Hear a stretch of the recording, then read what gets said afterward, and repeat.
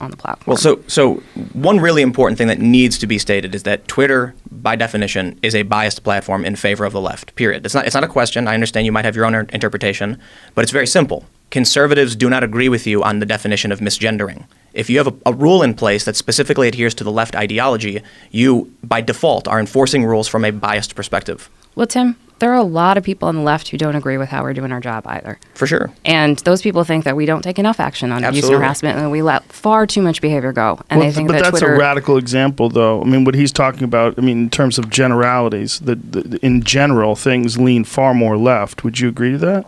I don't know what that means. But in this particular case, it's how the speech is being used. This is a new vector of attack that people have felt that I don't want to be on this platform anymore because I'm being harassed and abused and I need to get the hell out. Well, people harass and abuse me all day and night. You don't do anything about that.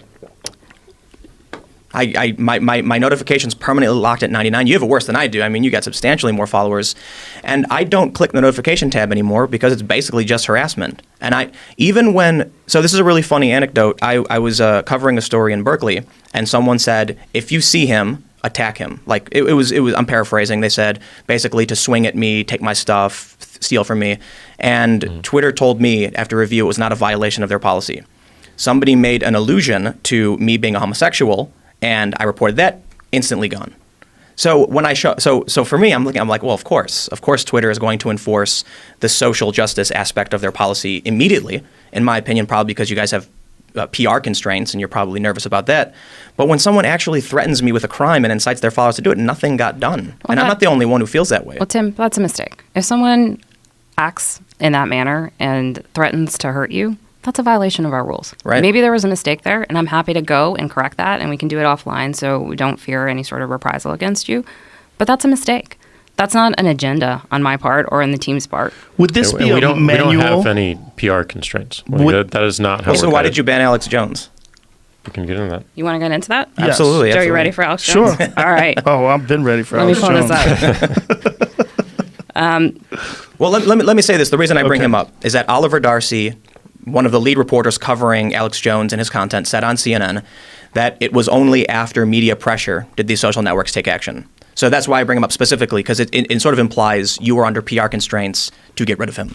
I think if you look at the PR that Twitter went through in that incident, it wouldn't be that we looked good in it. You have to, and that's not at all why we took action on this. Sorry, Vijay. You have to look at the full context and the spectrum here, because one of the things that happened over a weekend is what Alex mentioned on your podcast with him. He was removed from the iTunes podcast directory. That was the linchpin for him, because it drove all the traffic to what he said basically zero. Immediately after that, we saw our peer companies, Facebook, Spotify, YouTube, also take action. We did not. We did not, because when we looked at our service and we looked at the reports on their service, we did not find anything in violation of our rules. Then we got into a situation where suddenly a bunch of people were reporting content on our platform, including CNN, who wrote an article about all the things that might violate our rules that we looked into, and we gave him one of the warnings, and then we can get into the actual details. But we did not follow. We resisted just being like a domino with our peers, because it wasn't consistent with our rules and the contract we put in before our customers. So what was it that made you ban them? So there were 3 separate incidents that came to our attention after the fact that were reported to us by different users. There was a video that was uploaded that showed a child being violently thrown to the ground and crying. So that was the first one. The second one was a video that we viewed as incitement of violence.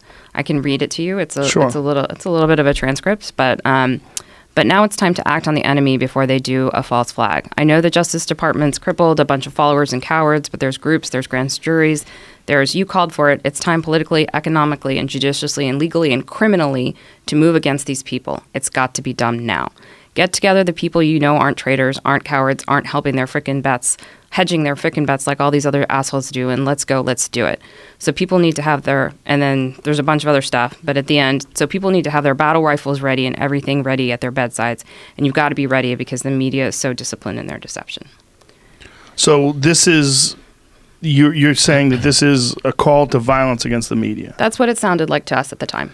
And there have been a number of incidents of violence against the media. And again, I take my responsibility for what happens on the platform and how that translates off platform very seriously. And that felt like it was an incitement to violence. So if he only tweeted the incitement to violence, he would have been fine? If he only tweeted that posted that transcript saying, get your battle rifles ready, you wouldn't have deleted his account. Again, context matters to him. It's Right, not right. about one thing. So No. we'd have to look at the entire context of what's going on. So I'm asking, was that egregious enough for you to say that alone That gets him wasn't banned? that No, wasn't that the was just final- number 2. Right. So then I guess the question is, what was the video context of the kid being thrown to the ground? Was it newsworthy? We obviously didn't think so, and depicting violence against a child is not something that we would allow on the platform. Even if it's news content? If it was, there are certain types of situations where if you were reporting on, war zone and things that might be happening, we would put an interstitial on that type of content that's graphic or violent, but we didn't feel that that was the context here. Well, So there's a video that's been going around that was going around 4 or 5 weeks ago. The one where the girls were yelling at that big giant guy and the guy punched that girl in the face and she was like 11 years old. I saw that multiple times on Twitter. That was one of the most violent things I've ever seen. This giant man punched this 11-year-old girl in the face. Mm-hmm.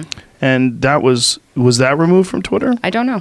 I would have to go see if anyone reported it to us. I think one of the issues here is do you want me to get to the third one? Yeah, please yeah, do. yeah. Yeah, sorry. So the third strike that we looked at was a verbal altercation that Alex got into with a journalist, and in that altercation, which was uploaded to Twitter, there were a number of statements using "eyes of the rat," even more evil-looking person. He is just scum.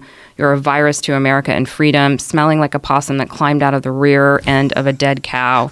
You look like a possum that got caught doing some really, really nasty stuff, in my view. So there was a bunch of That's verbal enough? Really? That's hilarious. pattern and practice, but it I was a understand. verbal altercation that was posted on our Right. platform. So we took the totality of this, having Right. been warned that we have rules against the abuse and harassment of individuals. We saw this pattern in practice. 1 strike, 2 strike, 3 strikes, and we made a decision to permanently And so suspend. that last one was on Periscope. Is that what it was that he broadcast through? I think it was originally on Periscope, but it was also reposted from multiple related accounts onto Twitter.